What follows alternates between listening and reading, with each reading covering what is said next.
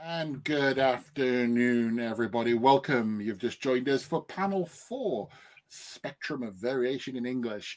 This is the Oxford World English Symposium, and I'm sure everybody here now knows that I'm just here for a couple of minutes just to give you some housekeeping, and then we'll hand over to all these wonderful panelists who will be taking you through today's panel. So let's get on with panel number 4, Spectrum of Variation in English. And Lisa, over to you.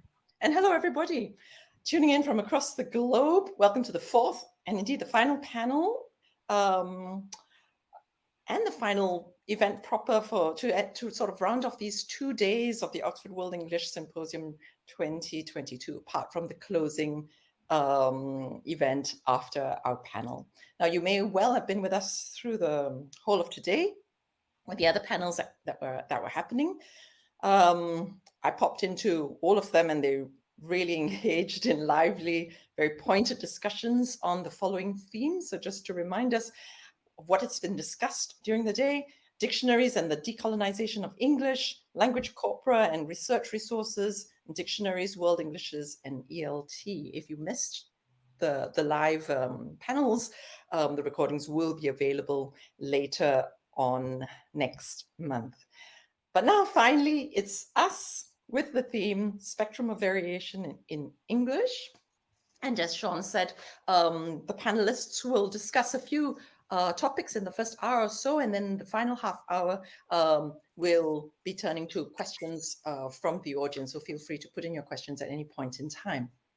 Let me first introduce the members of our panel. We have Claire Cowie, who is a lecturer in linguistics and English language at the University of Edinburgh.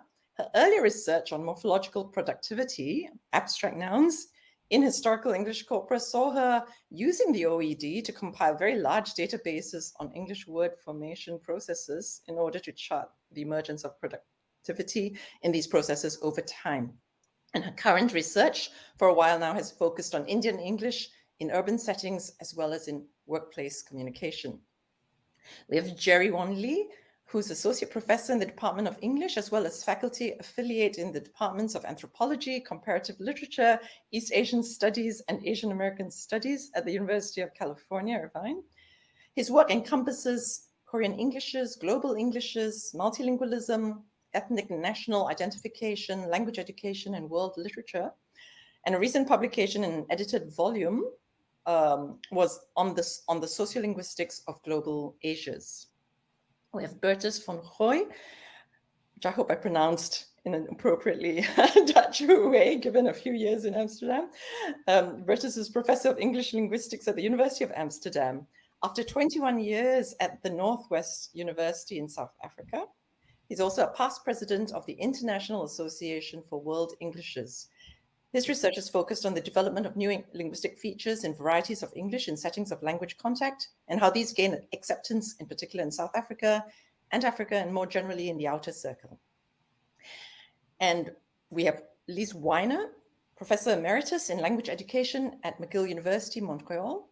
Her areas of expertise include the Caribbean English Creoles, in particular those of Trinidad and Tobago, lexicography, historical education and contact dimensions of sociolinguistics, second language teaching, methodology, materials, and curriculum development, and literature and lyrics. And she's the editor, amongst other things, of the Dictionary of the English/Creole of Trinidad and Tobago. And we'll return to that in one of our later topics.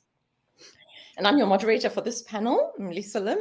I'm an associate professor in the School of Education at Curtin University, and also honorary associate in the Department of Linguistics at the University of Sydney, and honorary associate professor in the School of English at the University of Hong Kong. My interests center around contact dynamics in new, especially Asian Englishes, in multilingual ecologies, issues of language shift, endangerment, post-vernacular vitality in minority and endangered language communities, and the sociolinguistics of globalization, with attention to migration, mobility, computer-mediated communication, urban linguistic diversity, and the impact on contact dynamics. At the risk of self-promotion, I want to say also that I write a fortnightly language matters column for Hong Kong South China Morning Post's Sunday Post magazine, also available online. And I'm a consultant with the OED on varieties of Singapore English and Hong Kong English. So welcome to all our panelists. As you can tell, we span a range of varieties of English and a range of paradigms or approaches to looking at varieties. So now on to our topic. Now, about a decade and a half ago, during the time when I was at Hong Kong U, whenever I was teaching my undergraduate units or running workshops on World Englishes, one little activity I used to like to challenge my students or the audience's thinking was to give them a list of lexical items, ask them to imagine themselves as lexicographers, making decisions about what to include or not include in a dictionary. And, I'd give them lists of items. There'd be things like council house, noodles, spaghetti, cappuccino, latte, ketchup, cafeteria. So yes, yes, yes, happily yes. Then words like void deck, milk tea, bok choy. And then words like nai cha, cha siu bao, pansiteria, kopitiam, cha chan tang. And then, discussions started to get quite heated. It made for really provocative and thoughtful discussions, not just about interrogating the various varieties and standards, ideologies, and attitudes that we all held with regard to these comparable items across varieties of English, but also placed ourselves right in the shoes of lexicographers, having to wrangle with all sorts of other issues about decisions and choices, feasibility, inclusivity. Right? So in our panel today, we aim to discuss different manifestations of variation and change in English, such as regional and social dialects, hybrid Englishes, pidgins and creoles, and try to get into the nuances of the issues involved, such as how to best be able to reflect such variation in dictionaries, and also have a critical look at some of the theoretical frameworks and paradigms that have been used to describe and analyze varieties of English, not just world Englishes, by which the name of this symposium goes, but global Englishes, also approaches such as translanguaging, which has been discussed in previous panels as well, and the implications that these have for the documentation of world English vocabulary. We hope to identify some of the challenges and indeed some of the opportunities that come with these challenges in this endeavor, with a view to how both academics like us and lexicographers, like our good friends in the OED, can move forward collaboratively and productively. So, since this is the Oxford Symposium of World English, let's just run with that term for now, but we will return to interrogating that notion, I promise. Now, the World English paradigm and field of study traditionally rests on the basis of identifiable, usually national, varieties of English. If you tuned into this symposium's, one of the parallel sessions yesterday on language prejudice and the documentation of minoritized varieties of English, and there one finds a list of the varieties of English recorded in the OED, with links to various resources for each varieties. Varieties covered so far include Hong Kong English, Indian English, Singapore English, South African English, Trinidadian English, just to name a few, some of the few that some of us work on. Also used are labels for regional varieties or varieties within a particular region, such as South Asian English or Southeast Asian English. And of course, work on English varieties have recognized varieties of First Nations peoples, such as Maori English and Australian Aboriginal English. Day one of this symposium, for example, included a lecture on Australian and Aboriginal English. So then we go to the question now. Let's first consider that within any single named variety, there's an infinite range of variation, regional, social, as well as variation over historical periods, right? We want to sort of look into, how we can deal with this. Now I will stop talking and turn to our panelists. Bertus, you've done work with historical corpora for early periods of South African English and contemporary English corpora for different varieties of South African English, such as white and black South African Englishes. And similarly, but in a different part of the world, Lise, you've engaged in decades of research which resulted in, amongst other publications, your volume which underscores the social history of language in Trinidad and Tobago. And I just want to, throw this to the two of you first. What sorts of concerns or issues do academics and lexicographers have to grapple with when considering something like historical depth as well as regional variation? Bertus, perhaps we can start with you and then go over to Lise. Bertus. Lisa, yes, and two sort of separate concerns. The one is the terms themselves as they present themselves in the present day, which potentially becomes useful for people reading a book from a setting other than their own and encountering words that they don't understand. So that's where a dictionary comes in. So if you were to read a South African text, you might encounter the term robot in context that other parts of the world might expect a little sci-fi figure running towards them when they cross a street, but in South Africa, it simply refers to a traffic light. Uh, and now the challenge for the lexicographer is to make clear that this isn't exotic or weird in the South African context. One doesn't think of a robot as some sci-fi figure, but just as what some other people call a traffic light. So it's not exotic. It's not with an awareness that this is a weird word. So you have to reflect that in the way you present such a word, that it's not unusual in that context. But going back further in history, as of course as these societies change, they borrow words and words gain new usages, but some of these words also fall out of use, so they're only useful in older texts, and that has to be reflected in the dictionary as well. And let's say the racial terminology, particularly in colonial settings in the 19th and early 20th century, those terms occur without any kind of awareness in older texts, but in modern texts they would be completely avoided. So you would want to tell the reader that these terms have particular meanings in order to understand the older texts, but you also need to tell them what the current social evaluation is, and some words that will never be used anymore will only be referred to by their initials, like the N word in the American context, for instance. So those are the kinds of issues that come up from different contexts that one needs to address. Hmm. Thank you, Burgess. Liz, what do Yeah, you? Hmm. I agree with everything Bertus is saying. It's amazing when you look across the world how similar the principles and general structures of these situations is very similar. Um, there is a difference though between clearly bilingual or multilingual situations and situations like Creole languages or dialects where people think, it's not really it's not really a language, it's not really a real language. And it's been the same and it's always been the same and there's no value in it. But those same people will tell you that they are extremely attached to this language. They have very strong emotional ties to it. But it becomes something that's almost private vis-a-vis the outside world. So whereas in Trinidad, local people love to explain to tourists and others various kinds of local vocabulary, when it comes time to choosing to put them where to put them in what kind of a dictionary, it's not so straightforward. Do you want to be part of world English and be in the OED?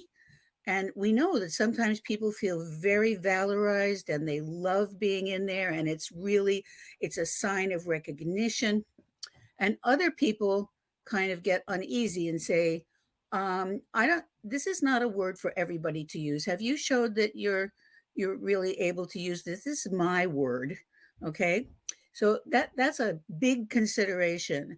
And my answer to that is I did a national dictionary, so I didn't have to worry about that, I thought. But there's all kinds of things coming in and going out all the time. One of the main um, proponents or propellers of variation in the Caribbean is inter-territory travel and work and so forth. And I would say that this basically in the modern era began with World War II and the U.S. Army bases being situated in Trinidad, which led to a great Yankee influx. And that influx is still with us. But now, of course, although African American language is valued, especially in terms of music, um, there's also um, the Jamaicans have basically taken over language change in the Caribbean. And this is because, as we all know, Jamaicans invented reggae and they are so cool, right? And the coolness of Jamaicans appeals to the youth. And the youth are using all kinds of words. Sometimes they know what they mean and sometimes they don't. But so the boundaries are getting stranger. For example, I don't know how many of you know that bling is originally a Jamaican word. Right. Sounds of astonishment. And and and when I talk about spelling a little bit later, I mean, you can say that reggae is not your kind of music, but you can't say it's not a word, you know. So there's a lot of things that come into play, and also, as Berta says, things go out of use even more quickly than they come into use, and sometimes when they come back into use, they're different. You know, people have applied all sorts of principles to them, and they're now meaning something different. So I'll just stop there for now. Thank you, Lise. So indeed, I mean, all these dimensions of the change over time and so on would be very much worth documenting in the dictionary, reflecting in dictionary entries. Absolutely. Yeah. I think when you say that people don't have a language, that's like saying they're not human. And when you say that your language has no history, it's saying that your language is not a proper language. So I, from the beginning, thought that it was very important to have a historical orientation in the dictionary. And also it gave me a reason to scour libraries to find older texts. And I've been able, with some help of excellent colleagues, to restore a number of older 19th century novels and other works, and to show that really, for a language that's supposed to be not a written language, there's a lot of writing, you know, newspapers and other kinds of things. So people still don't always believe me when I say this word is from something, or it's from this, or it was like that, but they can't deny now that it has history. Thank you. Thanks very much for that. And, you mentioned reggae and so on, and we'll certainly return to the topic of popular culture and, and the impact on that on the development of world English as well. So we'll come back to that in a moment. But let me go on now to another topic. Also, thinking about the world English classification or categorization or nomenclature, which raises several issues, right? It presumes a recognition of varieties, as we've mentioned, that are acknowledged as English.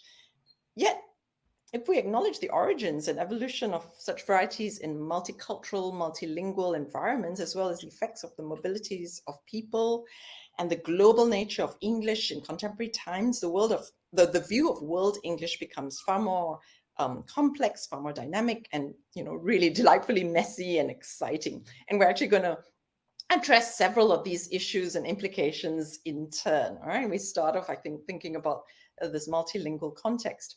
All of us on this panel, and indeed the majority of the world, live and work in multilingual contexts, where the other languages in the ecology have significant input on the evolving English language varieties. And of course, Braj Khatru, 1985, famously wrote of the bilingual's creativity in the forms of texts and verbal strategies, which uses the linguistic resources of two or more language varieties within the repertoire. And this manifests in language practices which have, over the decades and paradigms, been considered and labeled along various lines. For example, code switching or code mixing, or hybrid varieties. You can think of Taglish, which is Tagalog and plus English, or in a more recent paradigm of translanguaging, which was also discussed just very recently in panel 3. So how can we, approach such phenomena which are so common to multilingual ecologies when we're thinking about, and please note all my scare quotes going up in the video, right?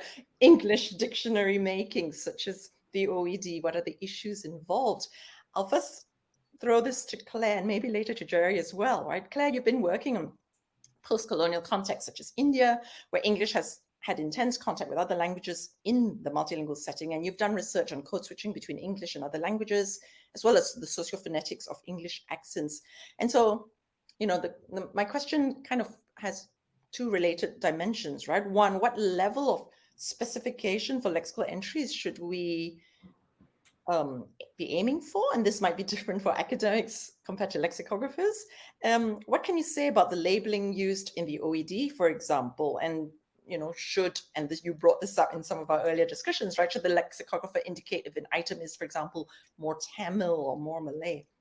And two, how can we be thinking about the hybridity of practice in multilingual contexts, right? Code switching, for example, when we're thinking about what gets counted, again, my single-handed quote marks, for English dictionaries. Again, this was a topic I think that came up in one of the earlier panels, I think when Gui was discussing Singapore English and Singlish. But anyway, Claire. Thank you, Lisa. So one of the things that's happened to me as an academic who works on Indian English is that when I'm outside of India, people are quite comfortable going to conferences of world Englishes and talking about Indian English, Nigerian English. And then if I go to the same conferences in India, that's not the level of discussion. And it's very much about regional Englishes. And people are very surprised when you want to use labels like Indian English. And so I think quite a few of us have had that experience, especially with varieties like Indian English and Nigerian English, where you have really big, diverse regions which are attached to ethnicities. So that's one of the things that I've had to grapple with. And one of the things I try to do in my work on social phonetics is constantly look at whether there's convergence between people with phonetic convergence between people with different L1 backgrounds. But putting aside the sociophonetics and thinking a bit more about lexis, I wanted to think about, well, how does this actually play out when we think about entries into the OED, for example? And so I was looking at a few entries, and I had noticed how colloquial Indian English is sometimes used as a label. And one of the examples that I came across with this label is bindas, which is a word that people may recognize, and it means awesome. And in fact, it was the word that was used in the dubbing of the movie The Mask, to reflect the word smoking. When the character says smoking, I mean, the translation it's given is bindas because it means awesome. And so that, has Gujarati origins, but it's also associated very much with urban usage. It's associated very much with Mumbai and movies. And so when you read a bit around it, it's kind of described as traveling around North India. And so that made me wonder the extent to which it is used in the South when you do find English usage in the South. To what extent are you going to find this when it doesn't have those associations? So that made me wonder about how it is that do you use this label, colloquial Indian English? It is quite difficult to apply given those big southern and northern distinctions, and it made me also think that there's probably quite a lot of Tamil words which are colloquial, or other Dravidian words which are colloquial, which maybe don't find their way into the OED because they maybe don't have those kind of strong city, urban, and kind of film associations. Like, for example, the Tamil word podang, which loosely means get out of here. And so I'm curious about how much of Tamil slang might be included and isn't. So that was my thoughts on that kind of levels of labeling in terms of national and regional. And then you asked about how to think about hybridity. And as it happens, one of the research interests of one of my students, Anita Klingler, was to look at Hindi in English code switching, and she did a big project on that.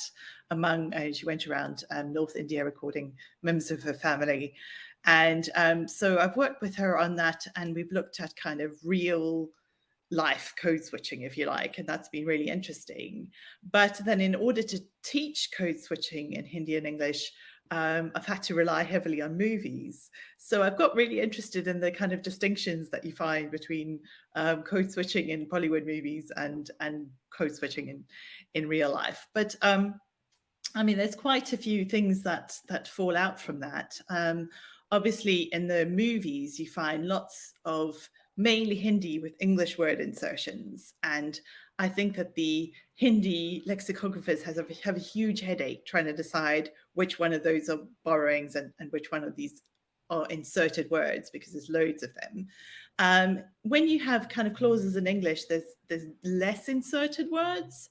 And some of them are very recognizable, like in the film Monsoon Wedding, you find people talking about shadis when they're speaking English, and that's kind of very well established. And that, of course, is in the OED. But there's quite a few kind of borderline cases. So there are examples, for example, bunoing. If you're bunoing the masalas, you're letting the spices acquire flavor when you're cooking.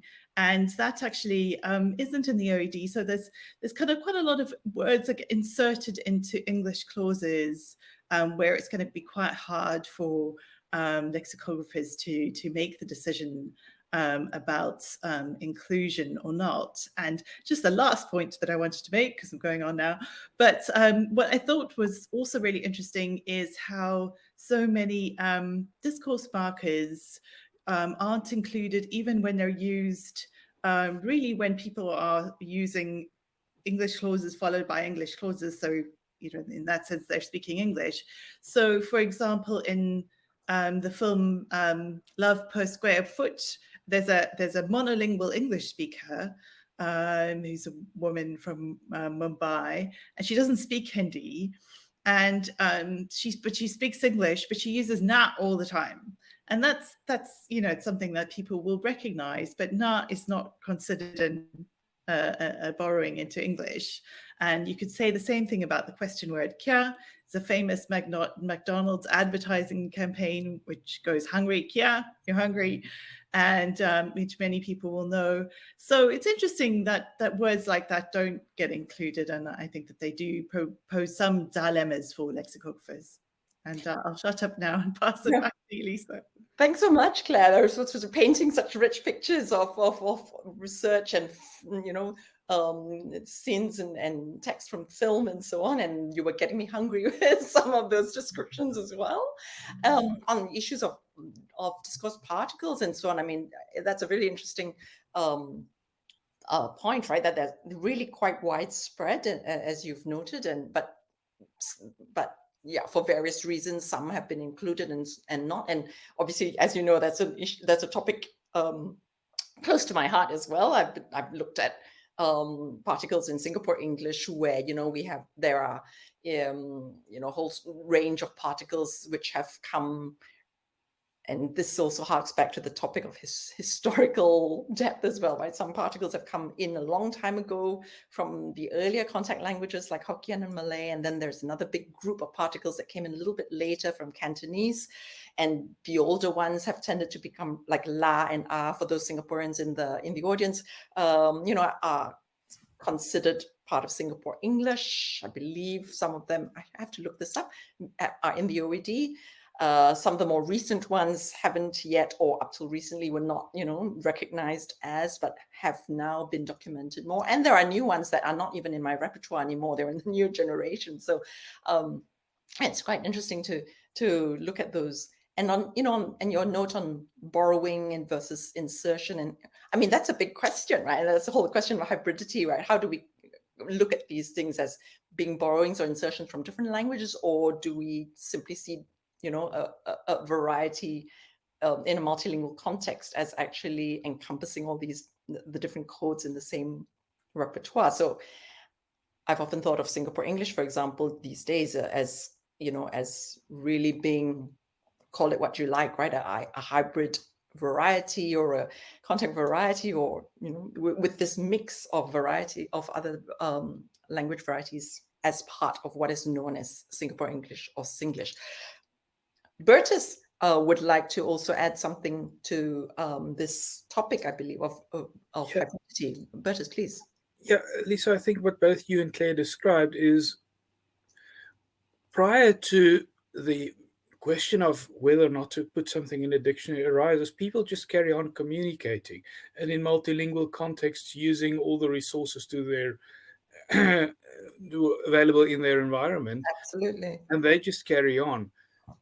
But sometimes some of the things that they do kind of catch on for various reasons. One dissemination channel might be popular culture. So if it happens to be done in a movie and people start copying that, then it sort of rises to public consciousness, and then it can suddenly make its appearance in texts or conversations produced for people beyond that context. So then it potentially gains currency in a wider audience, or it's put into texts that are meant to be read by people beyond that context who may not share the contact languages or the linguistic resources. And it's at that point, if something like this happens, that it becomes useful for a dictionary, I think, to consider that. But it's a difficult question. It's just that we don't have to worry about that too much. People will just carry on using these forms in any case, and for reasons that we don't have to worry about, some of them will become more typical and more widely used. And it's that point that I think the consequences of the hybridity lead to more stable outcomes that could be interesting for an English lexicographer. Thank you. Thanks very much, Bertus, for that. Okay, let me sort of pick up on this idea of crossing, transcending boundaries and so on. And I'm actually gonna jump to, we had a little plan, but I'm going to jump a topic forward, and then we'll go back to something else. Okay, so panelists, don't be nervous. Also challenging this WE, the World English's sort of nation-based or label, monikers, is the fact that communication and contact really transcend boundaries. And there are transnational communities who communicate across a variety of platforms, web-based communities of practice, not necessarily associated with any recognized national variety of English. There has been research, for example, on Jamaican Creole, and it's shown how the web-based diaspora actually use a variety that is distinct from local practice. So, how can we make sense of such variation? And again, how can this be attended to when we're thinking about dictionary making? So I'll turn this over to Jerry. Jerry, your work focuses on the intersections between language and globalization, and specifically centered around phenomena such as global Englishes, imagining identities, translingual practices. So to borrow from one of your book titles, right? How does the politics of translingualism change how we think about dictionary making, and how can we conceive of what comes after English, as it were? Jerry. Yeah, thank you so much, Lisa. I think in my book, I was trying to think through this question of, by after Englishes, I was thinking about what do we do if we think beyond the kind of conventional paradigm of world Englishes, which delineates varieties according to nation state boundaries, right? And how can we think about language beyond that kind of restrictive model? And there's lots of scholars in world Englishes who are doing that work. I wasn't trying to kind of create a generalized view of world Englishes scholars, of course, but it also makes me, thinking about all these things that we've been talking about, it's always interesting to think about the Oxford English Dictionary, and we're seeing this kind of wide range of languages being represented. And it makes me wonder, like, to what extent is it still relevant to call it the Oxford English Dictionary? Maybe it should just be called the Oxford Dictionary or something like that. And going back to this question of politics, in my work, I try to draw a distinction between recognition versus representation. And I know Lise alluded to the kind of power of when word appears in the Oxford English Dictionary, in the OED, that as a kind of form of recognition. Simultaneously, it makes me wonder, like, is the appearance of the word in itself, is it a matter of representation, or is it a matter of recognition? Because, politics, one of the interesting things is we elect someone through, in some context, we represent someone. For instance, in the US, we represent, or we elect a president who's supposed to represent us. But then, if you've seen, our elected officials, recently, you have an approval rating of way below 50%, right? So is that person actually representing the interests of the country that they're supposed to, right? So these sorts of questions, I think, are really complicated. My colleague Rajagopalan Radhakrishnan at UCI recently pointed out to me an example of a Tamil word that's, I believe, in the OED, ayo, so AYYO, which has multiple meanings. It could be like, you use it to say, like you hear bad news and you say, oh, ayo, sorry to hear that, or it could be also a happy expression, like, hey, I got a raise at my job. Oh, ayo, that's great news. So it's not something that can be easily represented or translated into English, right? So I think that's another thing we should think through. And Lisa, actually, your recent chapter on add oil, I know you're going to talk about that a little later, but that actually got me really thinking about this question of afterlives of Englishes, and what does that mean for codification and our kind of assumption of translatability. And I could talk maybe more later about Korean words that have recently come to be represented in the OED, and how they're translated, and whether some of them remain untranslatable, right? So those are some of the things that I've been thinking through. Thanks so much, Jerry. Would any of the other panelists like to jump in and say a few words in response, or to add to this? Yeah, Bertus, thank you, please. Yeah, just one thing that I would be cautious about, and that is to call the OED the Oxford Dictionary. Because in another way, it normalizes English. It has to be called English. Otherwise, you pretend as if English is an invisible code and everything else has to be named. So don't sort of assign this invisible power to English by making the name invisible, while in fact it remains mainly English. So I think that's the distance we should not go. Anyone else want to say anything for now? No. Okay. Let's. Thank you. Thanks for that, Jerry. Yeah, we'll come back to you on some of these other issues later on. Let me. Now I have papers everywhere, but let me jump back to another issue when we're thinking about, labels, right? English or world English, and I think another fundamental issue that we need to wrangle with involves Creole languages. The fields of Creole studies on the one hand and world Englishes on the other have traditionally operated quite separately from each other, though some scholars, some researchers straddle them both. For example, I've done research and published on Singapore English in the world Englishes paradigm, as well as on Singlish in the Creole studies world.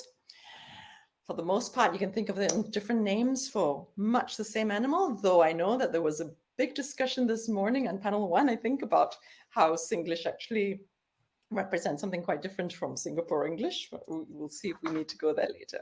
But in any case, what is increasingly recognized and discussed, I think, is how the processes of contact and change, and Lisa, I think you mentioned this earlier as well, the processes of contact and change and evolution apply in the same way to varieties which are considered or have the label Creoles and varieties considered Englishes. And, let's look at this question, right? And Lise, you've been doing research, obviously, on various dimensions of Creole languages, including literary representations of Creole languages, issues in orthographic decisions on Creole languages, and of course, published a dictionary of the English/Creole of Trinidad and Tobago, described by one reviewer as a, quote, big ass book. How can we, what are the implications, right? When we try to look at what's going on in the Creole world as well as in World Englishes, how can we encompass so-called English lexifier Creoles into the realm of World English dictionary making? Should we? What are the aspirations? What are the challenges? Lise, how about you go, and then we'll see if anybody else has. Well, the question of inclusion and if you have something like Chinese and English, those are different languages. It doesn't matter how you slice it up, they're different. But once you get a Creole language, you don't know where the boundaries are. If people don't use a word, does that mean it doesn't exist? And so forth. So I think there is a fundamental difference. And I know that some people who were working early in the World English's paradigm were very keen to have high status for varieties such as Indian English and Singapore English, but we're not willing to give that to Creoles because they just weren't grammatically correct enough. So I think that's something to look at. Are we going to include some of the Creoles that are very, very distant from English and not intelligible when you hear them? Or not? That's one question. And that's one of the reasons why I went with a national, just draw a line around the country and whatever's in there. So I think that is still a problem. Once you decide to include something, I think there are some very interesting concerns that come up, and they can be crystallized in the area of spelling. Because spelling is, in my experience, the area of lexicography, along with etymology, that people get most exercised about. Now, how to spell something. I mean, once somebody has said, okay, that's a word, so how do you spell it? And there can be in print in the country several different ways of spelling the same word, right? And some of them have political implications. For example, the leafy soup callaloo is usually spelled Callaaloo, but you can also spell it Kallalu if you want to indicate that it's African. And, my experience has been that people do not understand etymologies very well, that when you explain an etymology to them, or you turn down their offer of an etymology, people get very upset and they don't accept, especially when you say, I don't know where it comes from, but I know it doesn't come from that. That's just unacceptable to the general public. So I've tried to come up with some guidelines for how to spell things. And incidentally, my dictionary has a long list of alternate spellings at the beginning of each entry. So one is, if there's a traditional customary way of writing it, which is very common and everybody recognizes it, okay, fine, go ahead. Then you have the question of, if there are words that are not established spellings, what do you do? Do you do historical spelling the way English generally does? Or do you go for a more phonological approach?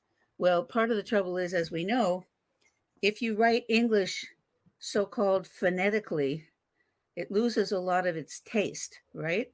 And English speakers who control spelling are very upset by this, okay? Because they like the spelling, they like the history. So I decided that it was okay to use a popular spelling, even if I didn't like it, unless, and this is the big unless the meaning obscured a known etymology. Okay, and I have one example of this and then I'll stop, which is SUSU, which is a cooperative savings plan where everybody puts in, say, $10 a week, and every week one person takes the whole lot. Okay, so it's a kind of way of accumulating some capital. Well, I had constantly seen this referred to in Trinidad as SOU, SOU, or sometimes sou à sou, that is from the French meaning penny by penny. And this is not where it's from.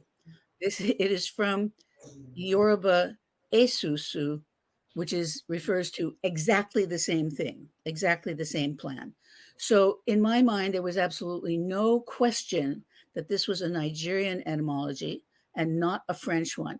And it is interesting in the context of decolonization that people may not want something to be English, British, or Yankee, but it's okay if it's French, because French has a much higher general status. So you have to point out to people, well, is it better? I mean, the French, the French actually never even colonized Trinidad. So what are you talking about? You're going for a foreign colonizer? And this just makes everybody upset. So I would say that it takes a long time for people to get used to spelling things a certain way. I mean, it took English 60 or 80 years to settle down in the 19th century. And I have great hopes for the current generation of writers, authors, journalists.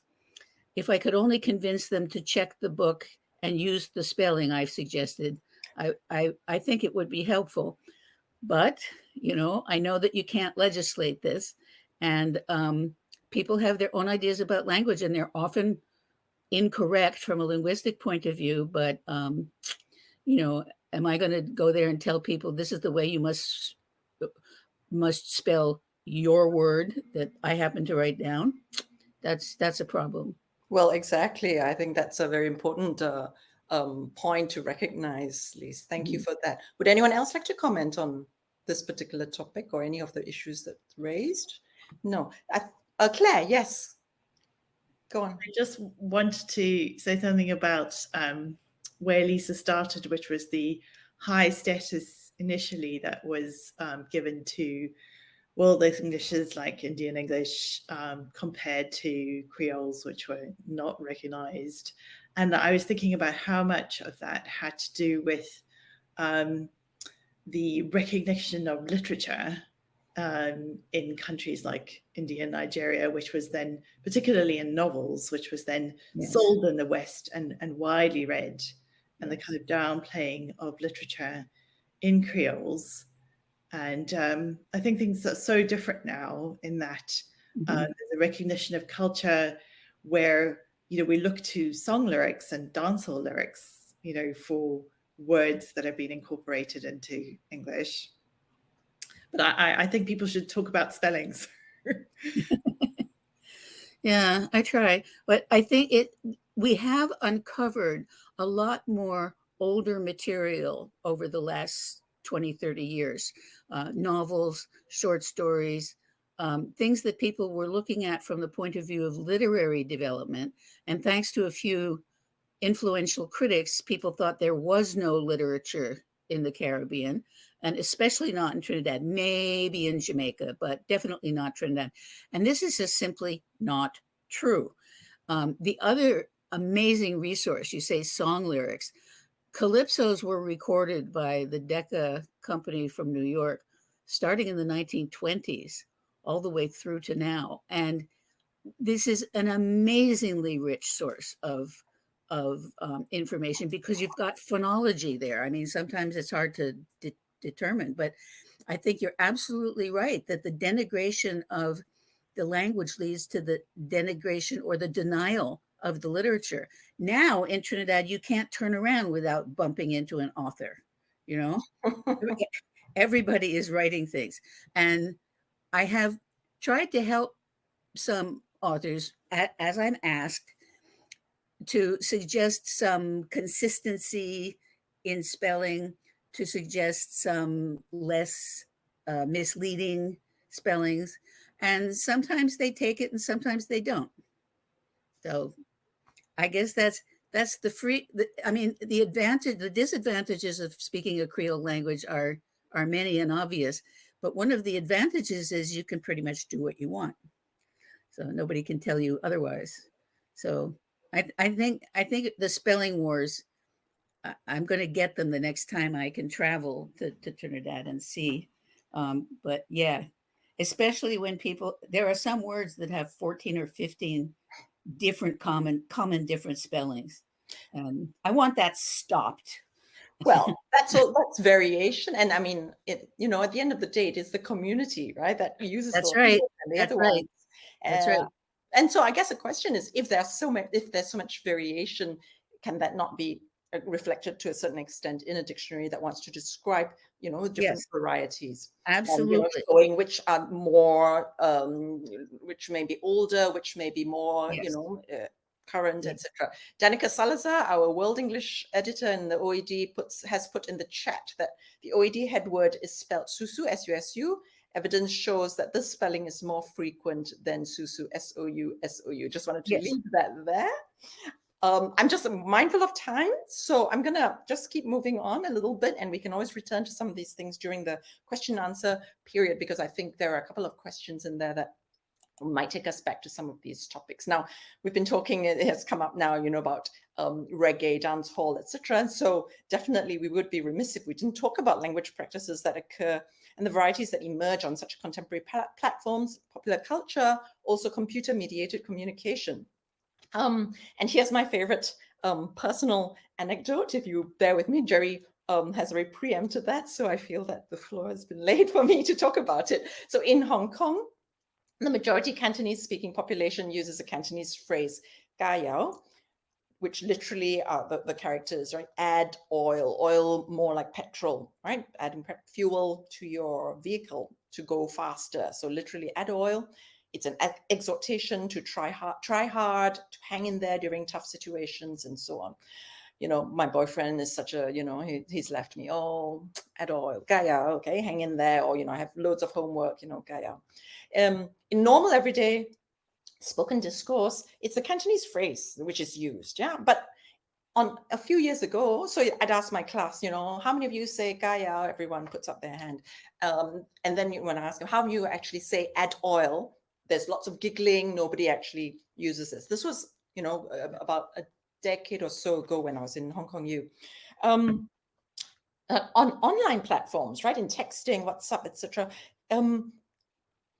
young Cantonese-speaking Hong Kongers started using Romanized spelling, Gayao, G-A-Y-A-U, as well as the English calc, right, of Gayao, add oil, right? So they text add oil as well. In some surveys, they'd say that it was easier, quicker to input and so on. And over a short period of time, this started being taken up in spoken discourse as well. So scholars, such as myself, started noticing, writing about it. Journalists picked it up. The Hong Kong protests of 2014 and then later of 2019, had it quite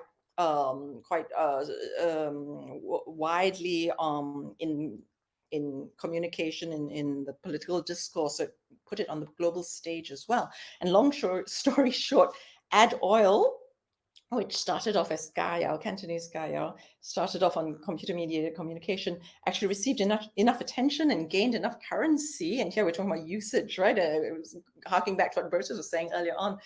If users use things enough, it gained enough currency and was actually included in the Oxford English Dictionary in 2018. So this is a great lesson, I think, not just about agency, but also about the attention that should be paid not only to print publications, but to CMC, the web, popular culture. Indeed, the OED third edition actually made the move to use social media as amongst its various sources that it looks to when looking at the usage of words. So now I want to throw it back to the panelists, right? What are some of the issues we need to have an eye on when we're looking at stuff online, when we're looking at popular culture, dance lyrics, etc., when it comes to dictionary making? Claire, would you like to take this first? If you would. When you asked me to talk about popular culture, I immediately thought of all the work that my students are doing on K-pop. And this is totally led by them, because every year I have to say, look, I'm only as up to date as you are, and you have to tell me what we're going to do.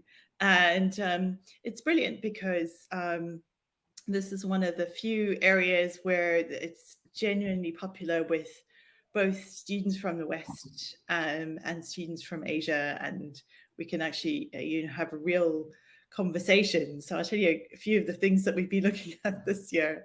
I've been particularly interested in how some K-pop bands are turning towards Western audiences or incorporating Western audiences, and of course this increases the amount of music that is used in K-pop lyrics. And Jamie Lee was already working on this in the 1990s and later, and she talked about how some of the English words that were used in K-pop lyrics were unique to K-pop, like words like hip hop.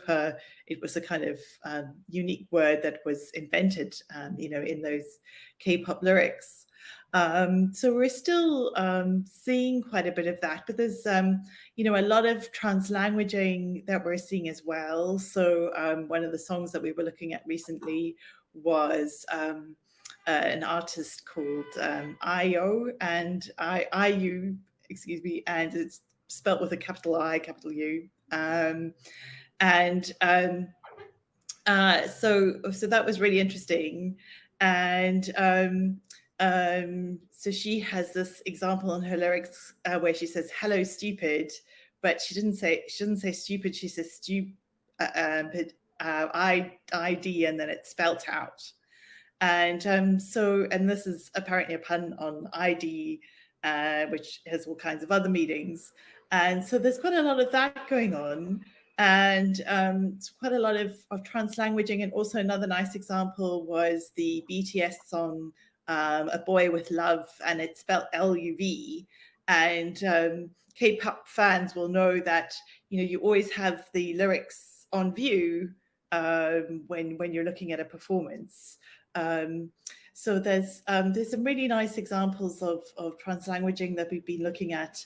And and the last point that I wanted to make about that was how even when you have some songs that are entirely in English, it still might not, it still might be what Jamie Lee has called Koreanized English.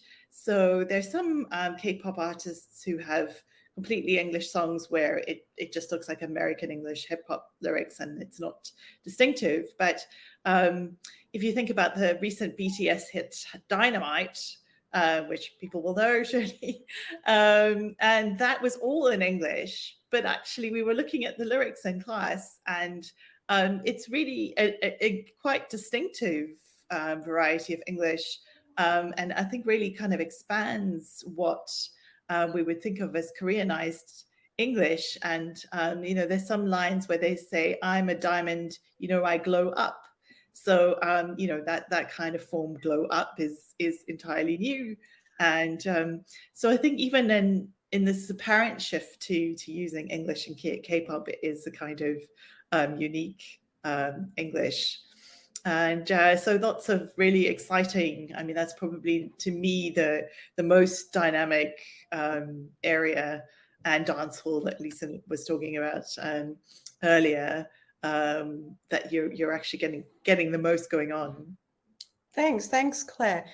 Jerry, would you want to comment on the same topic at all? Yeah, I just realized that the lyric was, I glow up. I thought it was blow up because the song is Dynamite. So, but yeah, so much to say about, oh my gosh, Korean English and K-pop. And one thing I've been thinking about listening through this is, this question, I'm still stuck on this question of translatability and what can actually be talked about or represented in the OED. And one example, again, to use K-pop, is aegyo, right? It's this thing, I think it was recently added to the OED like last year, and it's kind of like this affect of like kind of acting cute, sort of, I guess is a rough way of translating it.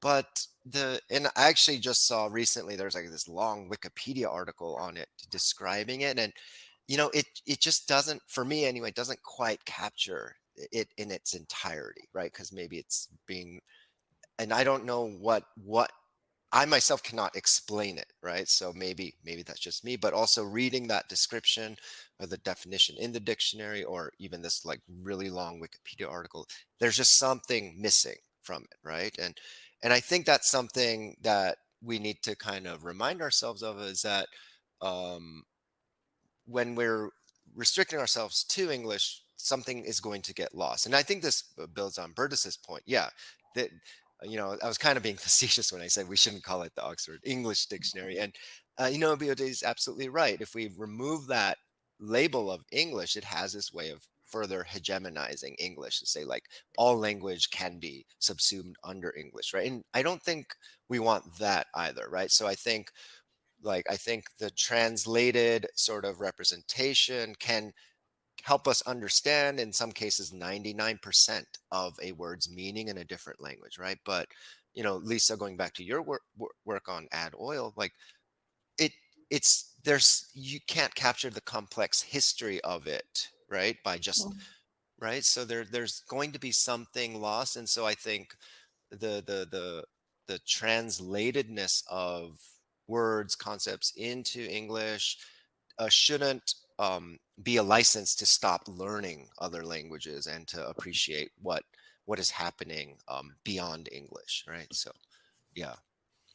Thanks, Sherry. That was really great. Would anyone else like to just comment really, really quickly on anything to do with CMC online, computer mediated communication? Yeah, Burtis, I know you had some things to say about how to think about those things. Please go ahead. Yeah, I think there are perhaps two issues that strike me as important in making sense of the linguistic reality, and then the lexicographers have to take decisions to how they will deal with that. On the one hand, the online environment creates a room, a space for new kinds of creativity. So typical standard examples of acronyms in older CMC, which were motivated by the need to save time when you typed. But somehow something like LOL reinvented itself not as an acronym for a longer expression, but became a word in its own right, and then took on a life of its own and became a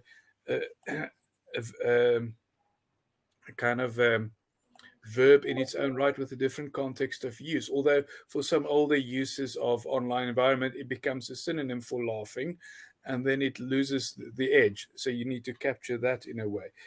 But the online environment does something else too. And I think the add oil example probably wouldn't have risen to consciousness had it not been for an online space in which this could be used in English more widely, Exactly. and therefore present itself as a candidate for usage in English. And it need not be borrowed terms. I'm thinking, if we look back at the world 3-5 years from now, would a term like pandemic have gained sufficient currency to warrant inclusion in a dictionary, or has the term already gotten lost? And it's only linguists looking for historical data from 2 years ago who are still interested in the term. Another example that I think the online environment also contributed to is you look at the way the word woke is used these days. So sort of in its original context of use, it had favorable associations. Now the world is split neatly in half, maybe in 3 parts. A part that really couldn't care less, then a part that believes the word has the same positive associations it started out with, and then another part of the world who believe that this is a sign of the decadence of our time and how people say politically correct things and mess up the world because they do that. So the word has these multiple senses.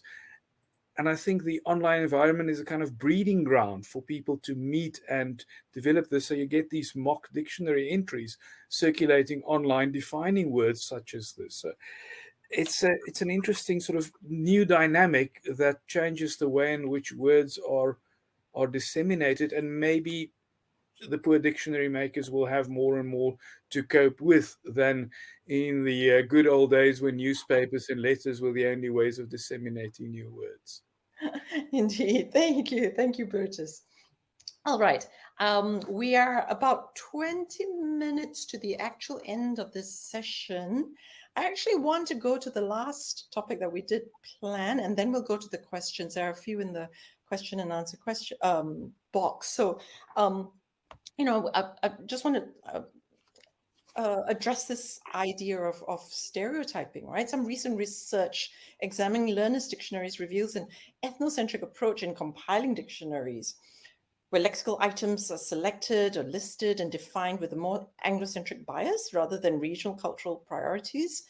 And so with, in this day and age, with all the research under our belt, is there still this danger in our endeavor of documenting varieties of, certain named varieties of English or variation in English? Is there still this danger of falling into a trap of this Orientalist gaze, so to speak, of othering, of establishing stereotypes of world Englishes, right? How can we better manage this risk? I'll start with Jerry, and then please, everyone else, feel free to jump in. And Jerry, your forthcoming book examines the ways in which cultural groups venture to differentiate themselves from one another through semiotic work. Are there lessons that we can take from this and when we're contemplating representation and identity and what and how lexical items are selected for dictionaries? Yeah, actually, so my book, actually, it's supposed to be forthcoming. It's called Locating Translingualism, forthcoming with Cambridge University Press. But actually, my wife, at like 5 minutes into our panel, sent me a photo from the other room. It actually literally just arrived this morning. So, Yay! I guess it's officially out now. But the book, it questions what is Korea to begin with, actually, because it's a multi-site ethnography of the linguistic landscape of global Korea, like sites across Korea and different Korea towns around the world, across the US, Asia, and the Americas. And one of the things I realized as I was doing going to these different sites is I wasn't sure anymore because it originally started as an inquiry into linguistic hybridizations, how people are mixing Korean with other language resources. That was the start of the project. And then as the research went on, I realized actually there's something more interesting happening here. I don't actually know what Korea is until I locate it in relation to other linguistic and cultural artifacts, right? So going back to this question of like of national varieties of language or Englishes, I'm thinking back to Alistair Pennycook's work, his 2007 book, Global Englishes and Transcultural Flows. One of the arguments he makes that's really stuck with me is like, at what point, like, why do we have this sort of uh, valorization of originality, like where a word comes from? Because some of these words that we're seeing in the OED and are being used in different contexts, maybe they started as Korean words, but maybe they get taken up by other communities and used differently. So I see a comment in the chat of some people using the Korean word oppa incorrectly, but then yeah, maybe there's like an original appropriate way to use it in the Korean context, but maybe in a different context, it can be used differently. Even though it's incorrect, it makes more sense being used incorrectly in a different context, right? So then it raises the question of, can that word still be claimed as a Korean word? Or maybe it doesn't need to be anymore, right? So there's also that question that I've been thinking through. As you can tell, we all have so much we want to say, but let's go to the audience questions now. Apologies, we're not forgetting you. I'm just jumping over to the Q&A section, and I'm gonna go first with Deepika's question, second one down on the Q&A list. Deepika Vasudevan asks about what we think of the process of naming a variety of English being an important factor in lending the variety some legitimacy. We've talked about naming, but we've also talked about, deconstructing naming. But, we still have this question, right? Does it lend a variety legitimacy? As a teacher of English, I try to help my adult learners recognize their ownership of English, whether they're from India or from Brazil, etc. In other words, can varieties like Brazilian English, Vietnamese English, or Israeli English be just as legitimate? Thank you, Sean, for putting that up. Would someone like to jump in and respond to this? Bertus, thank you.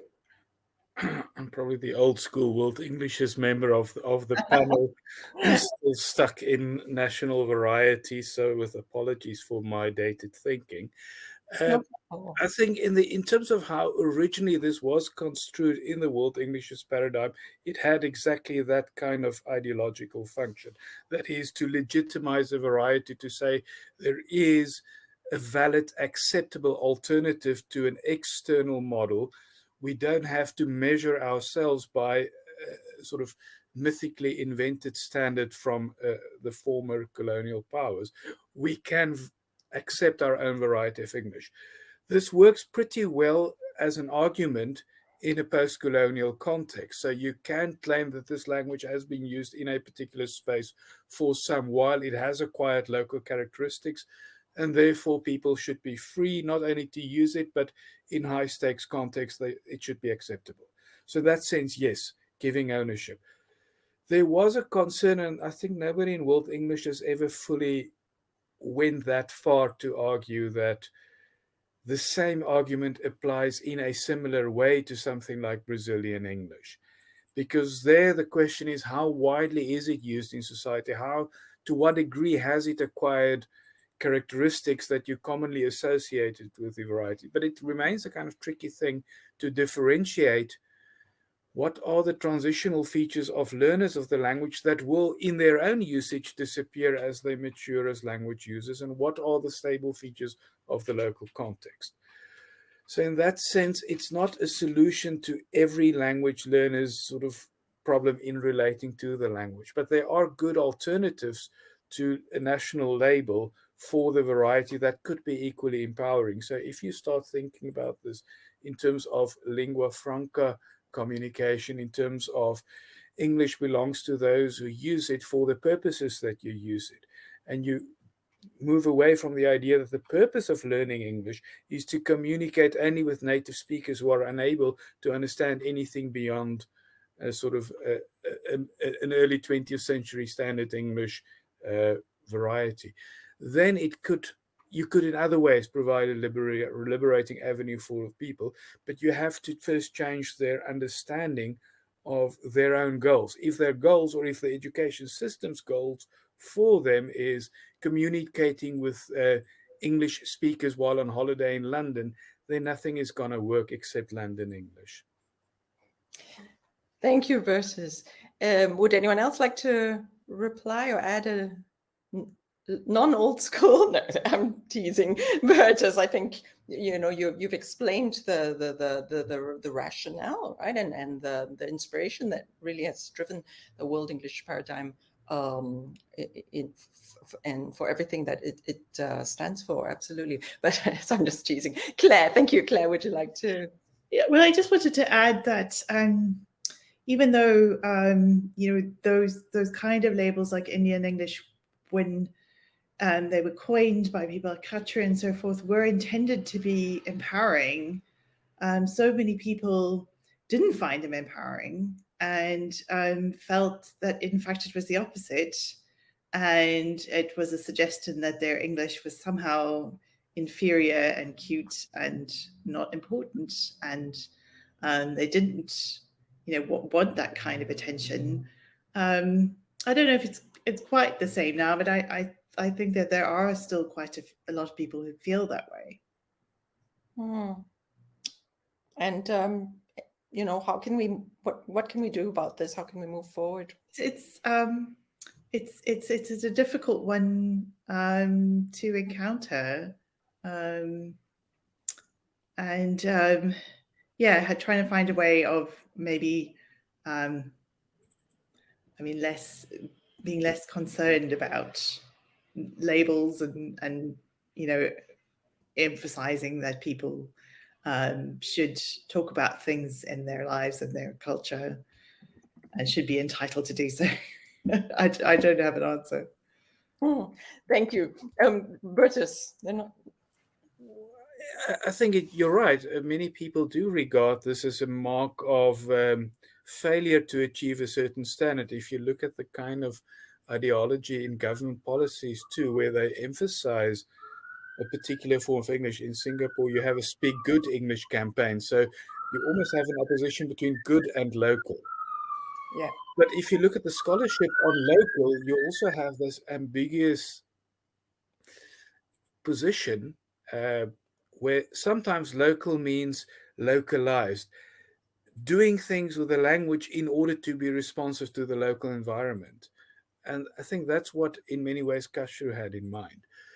In other contexts, people would use the same labels, but then describe features of a local variety. If you look at the label, at the descriptions, then it would be inconsistent use of third-person singular, or failure to recognize the count, non-count distinction in the English noun system. So then deficit labels are used to describe variety features. So the field itself has been complicit, or some practitioners in the field, in giving the idea of a local variety bad press. And we haven't been clear enough as to what counts as a local variety feature and what counts as something else. So there's a need to tidy things up before one can really confront the suspicion. But I think another way of confronting it is to say, well, the essentialist idea that there is only a single correct form of English, and to apply that very particularly to second language speakers. So native speakers are perfectly fine to innovate and to do differently. So we are not going to ask Prince Charles and the Queen to hop across the pond and tell the Americans how to spell correctly.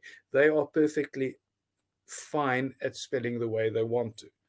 But let second language users of English not to do the same. They do not have the sort of authority to invent. So that kind of essentialism also has to be countered, that it isn't an opposition between local and good.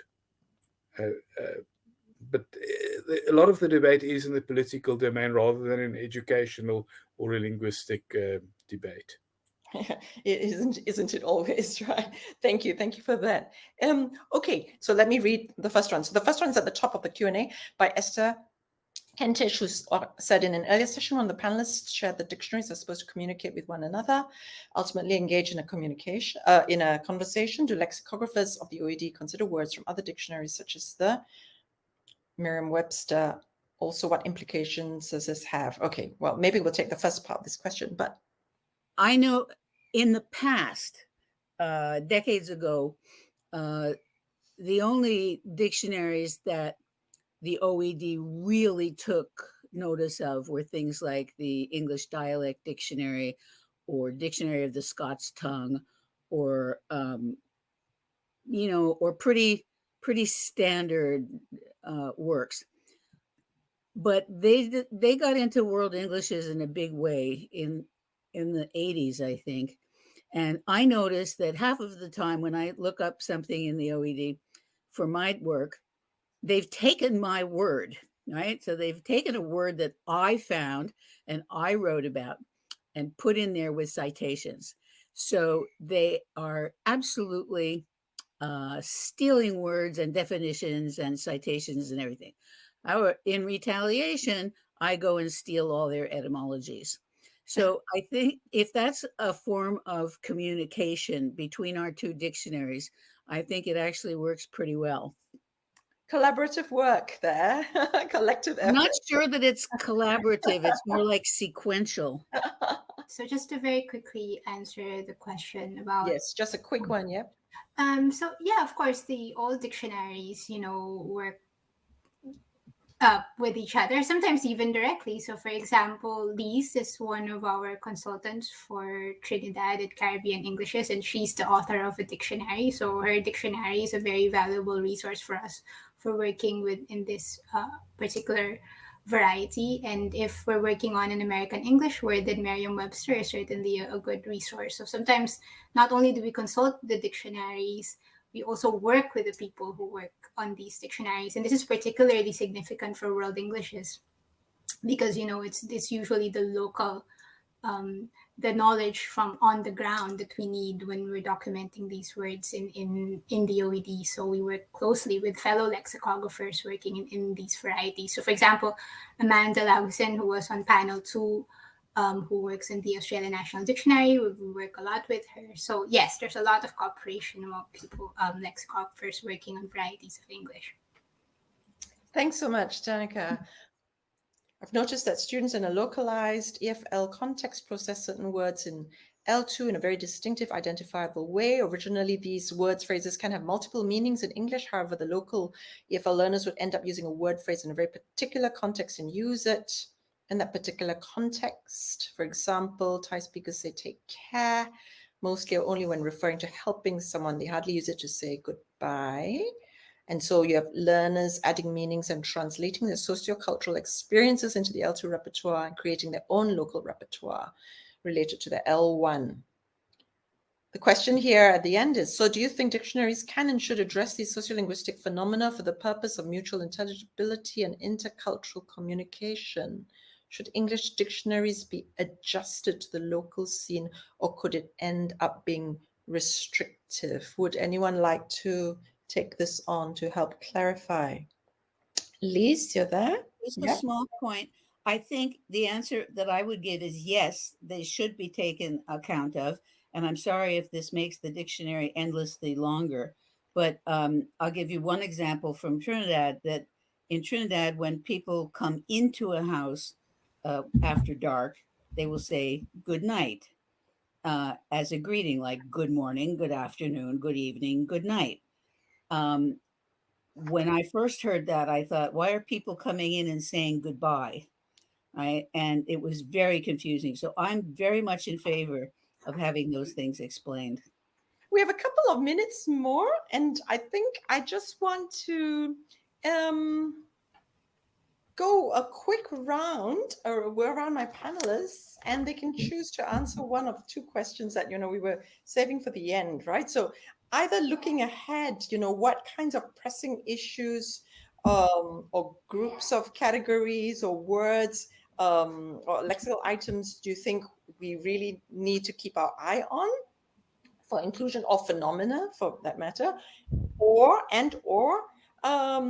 your wishes? Okay, very, very quickly, give us your favorite or your lexical item which you think really deserves to be, or which you'd love to see included in the OED. Okay, so we've got a minute, so let's do a quick round. I'm just looking on my screen, so we're going with Lise first, very quickly. A quick answer to either of those questions. Okay, my favorite nomination for being included in the OED is the phrase brought-upsy, brought-upsy, which is a state of having good manners, good bearing, correct behavior, and so on. And it's a positive term. We use it all the time in my family here in Montreal, so it travels well. Great, thank you. Claire, what about you? Mine is Raz in Nigerian English, which can mean rural and unsophisticated, but also has a positive meaning of being local and being indigenous. Okay, great, thank you. You can also talk about issues or challenges or problems, or your favorite word. Bertus, what about you? My nomination for a word for inclusion is Zol, Z-O-L. Oh. Which is originally a noun for a hand-rolled cigarette, sometimes used to refer to something made of marijuana, but often just tobacco. But it's recently gained use as verb when people zol together, when they smoke together using the same cigarette, which is a COVID health warning. It was used by the Minister of Health or Minister of Local Affairs in South African public communication with the whole country. So I think that really... it has a nice song to illustrate the meaning of the word, and it deserves inclusion. Oh, that sounds fantastic. And finally, Jerry, what about you? I was thinking through so many different options, and Lise mentioning Montreal made me think of a Canadian English expression, gong show, that I learned from a former Canadian friend, which just means like something it's in Jerry. It is? Oh, okay, never mind. But it's, I don't know how it's, but it's just like something that's like a disaster, and it's just like a fun way of just like making sense of something that. Yeah. Cool word. Yeah, so I like that one a lot, actually. Great. So OED editors, you're listening to this. Keep your eyes on those words. Yeah, and don't forget, you heard it here first. On that note, thank you to all my panelists for being part of this. We've really covered a whole spectrum of topics on the spectrum of Varieties in English. Thank you to the audience for being here. Loads of interesting stuff in the chat and Q&A, so do have a look at that as well. And I think it'll all be part of the recordings. Thank you very much for staying with us through day 2 of our live panel discussions. Thank you very much again to all of you. And add oil. Bye for now.